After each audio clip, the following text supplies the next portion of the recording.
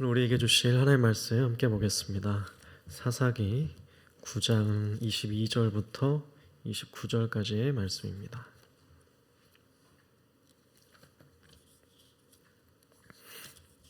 사사기 9장 22절부터 29절까지의 말씀입니다.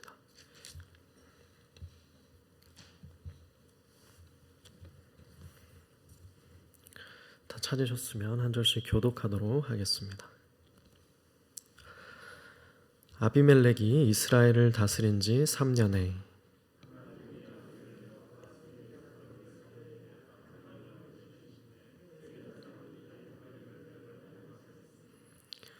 이는 여룻바알의 아들 70명에게 저지른 포악한 일을 갚되 그들을 죽여 피 흘린 죄를 그들의 형제 아비멜렉과 아비멜렉의 손을 도와 그의 형제들을 죽이게 한 세겜 사람들에게로 돌아가게 하심이라.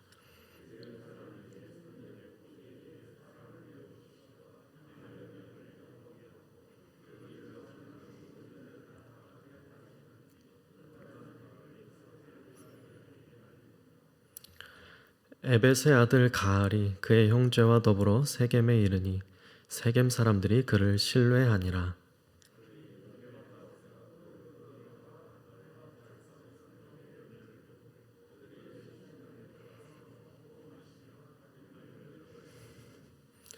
에벳의 아들 가알이 이르되 아비멜렉은 누구며 세겜은 누구이기에 우리가 아비멜렉을 섬기리요 그가 여룻바알의 아들이 아니냐 그의 신복은 스불이 아니냐 차라리 세겜의 아버지 하몰의 후손을 섬길 것이냐 우리가 어찌 아비멜렉을 섬기리요 이 백성이 내 수하에 있었더라면 내가 아비멜렉을 제거하였으리라 하고 아비멜렉에게 이르되 내 군대를 증원해서 나오라 하니라.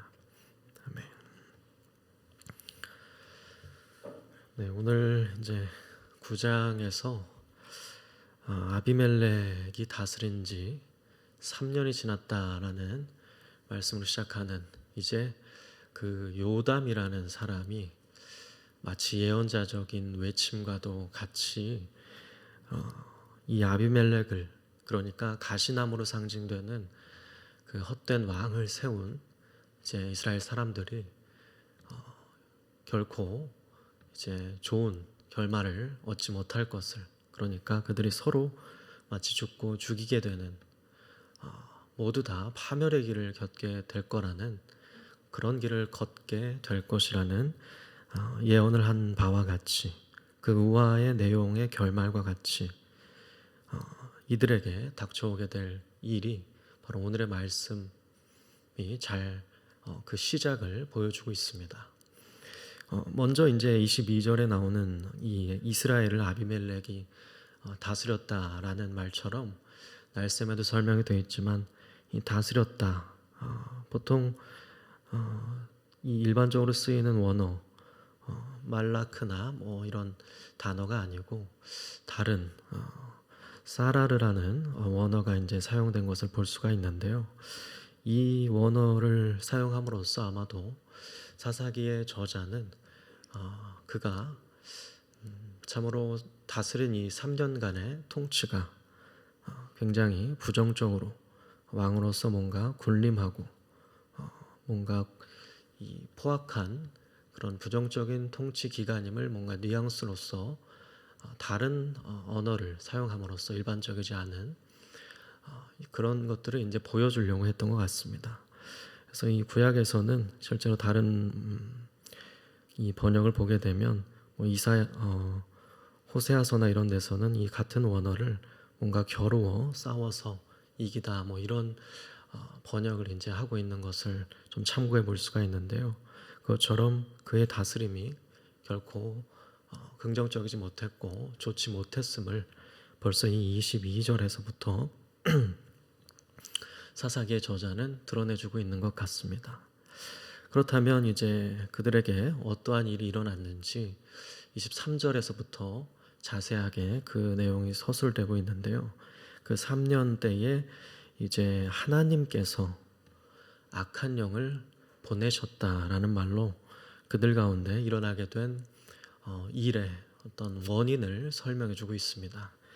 그것은 하나님께서 마치 그 요담의 우화, 그것이 제시해 주는 선지자적인 어떤 외침과도 같이, 그것이 마치 응함과도 같이 하나님께서 그 아비멜렉과 세겜 사람들이 행한 일을 심판하시기 위해서 이렇게 하셨음을 우리는 오늘의 23절의 말씀에서 알 수가 있게 되는데요. 악한 영을 보내셔서 세겜 사람들이 바로 아비멜렉을 배반하도록 하셨다는 것이 바로 하나님께서 그들의 행위에 대한 보응, 심판이었습니다. 그래서 가령 이 아비멜렉 스토리가 끝나게 되는 9장 56절과 57절에도 그 모든 이야기의 결론으로서 이 모든 일은 하나님께서 아비멜렉과 그 세겜 사람들이 행한 그 포악한 악행에 대해서 갚으신 사건이었음을 다시금 이 사사기의 저자는 정리해주고 있습니다. 이 모든 일련의 사건들은 바로 그들의 행위에 대한 하나님의 보응이었습니다. 24절에 이제 어떠한 일들이 일어났는지 구체적으로 계속 서술되고 있는데요. 이 여룹바알의 아들 70명에게 이제 저지른 포악한 일을 하나님이 이제 갚으셨는데 25절 이제 쭉 이어지는 스토리를 보시게 되면 바로 이 세겜 사람들이 아비멜렉의 통치에 반기를 든 모습이 나와 있습니다. 그러니까 이들이 악한 영을 보내셔서 배반을 하게 됐는데 그 첫 시작으로서 이들이 했던 나타나는 모습이 바로 아비멜렉의 어떤 눈치를 보면서 그를 엿봄과 동시에 어떤 길에서 그들이 그 길을 이제 지키고 있다가 그 길을 지나는 이들을 강탈하게 함으로써 도적질함으로써 이제 아비멜렉에게는 아무런 어떤 보고라든지 그런 것들이 전혀 없는 상태로 자신들의 임의대로 이제 이러한 범죄 행위를 하였던 것을 볼 수가 있는데요. 그것은 이제 아비멜렉의 어떤 왕으로서의 지도에 불복종하는 반기를 트는 대적하는 모습이라고 보여집니다. 그런데 이제 그들이 자신의 마음대로 이렇게 행동하는 모습을 어떤 이가 이제 아비멜렉에게 알렸다라고 되어 있죠. 이제 25절을 시작으로 해서 그들 간의 갈등이 시작되는 것입니다. 그들 간의 이러한 갈등은 이제 26절에 새로운 인물의 출현이 심화시켜 줍니다.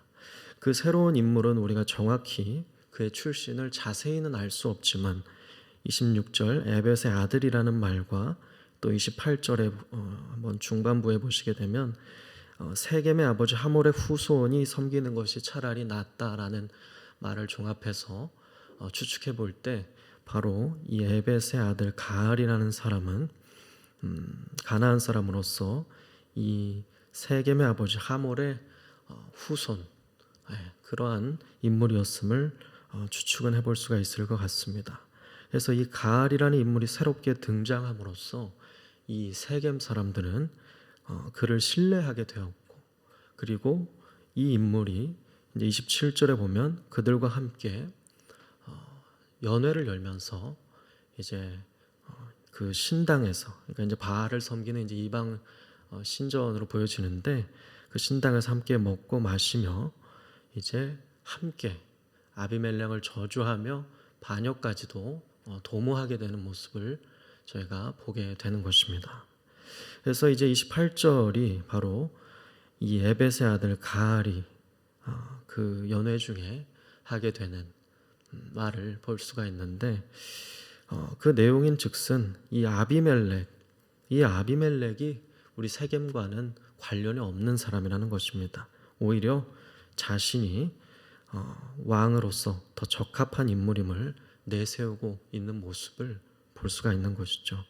그래서 우리가 어찌 아비멜렉을 섬기겠느냐, 그는 우리와 상관이 없다라고 말을 하자 보면 이 말에 상당히 세겜 사람들도 아비멜렉을 세웠던, 그래서 그에게 바알브리스 신전에서 은까지도 내어주었던 이 세겜 사람들이 상당히 호응하고 그의 편에 섰던 것으로 보여지는데, 바로 이들이 쉽게 아비멜렉을 왕으로 세웠던 것처럼 쉽게 그를 버리고 새로운 인물을 이렇게 왕으로 세우고자 하는 모습을 우리가 보게 됩니다.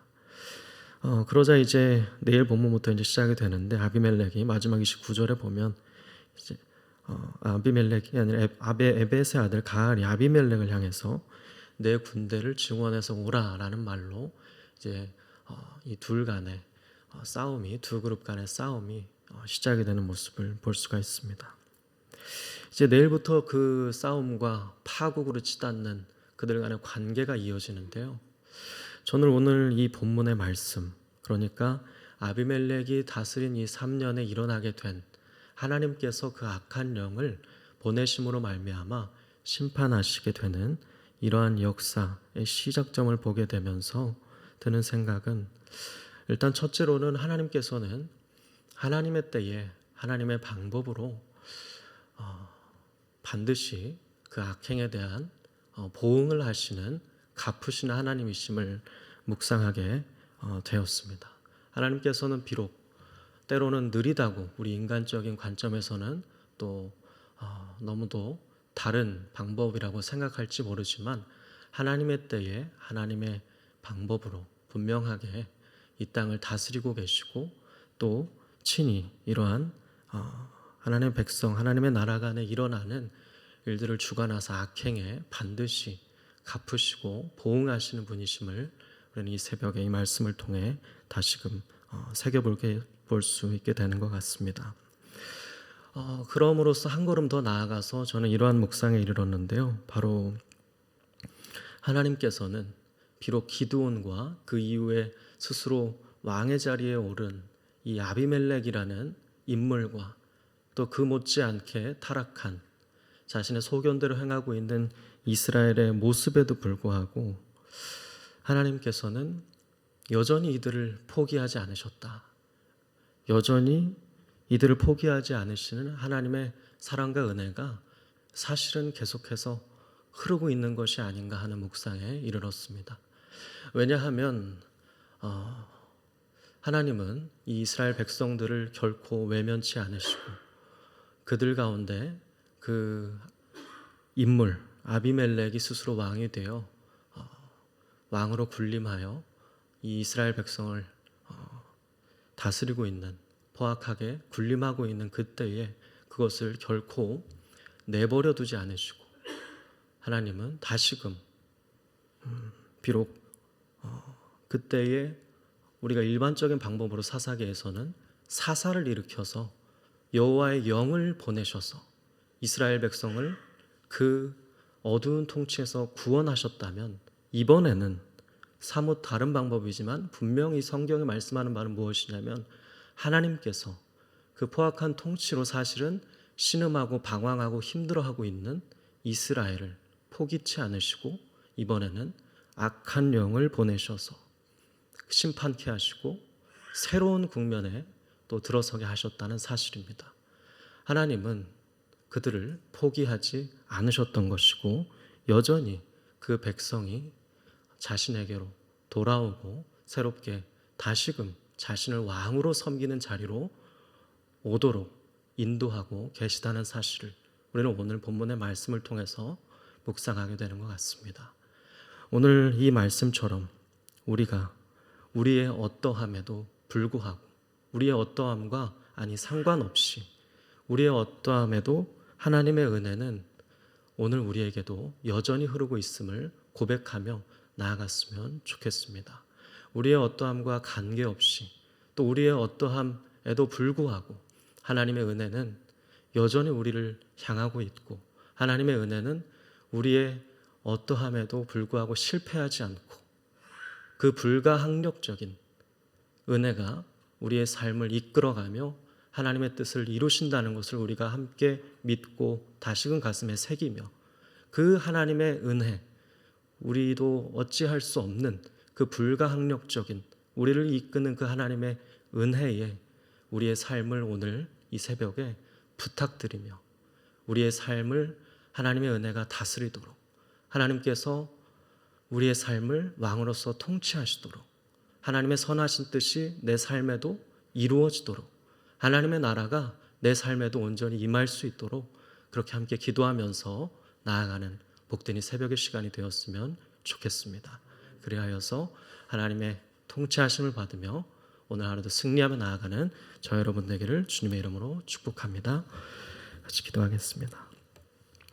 좋으신 하나님, 오늘 이스라엘의 모습을 통해서 비록 그들의 어떠한 부정적인 모습에도 불구하고 하나님의 은혜와 하나님의 일하심은 여전히 그들 가운데 역사하고 있음을 보게 하심에 감사를 드립니다. 우리의 어떠함과 우리의 부족함과 우리의 연약함과 우리의 죄악됨에도 불구하고 그것과는 관계없이, 아니 그것을 넘어서서 하나님의 그 놀라운 역사와 은혜가 우리의 삶을 오늘도 인도해 주시기를, 다스려 주시기를, 우리의 삶에 넘쳐날 수 있기를 오늘도 간구하며 나아갑니다. 그 선하신 은혜 가운데 우리의 삶을 부탁드리고 기대어 나아가기를 원합니다. 하나님께서 우리 삶을 다스려 주시옵소서. 우리에게도 그 변함없는 하나님의 놀라운 불가항력적인 은혜로 우리의 삶을 붙들어매 주시옵소서. 감사드리며 살아계신 예수님의 이름으로 기도하였습니다.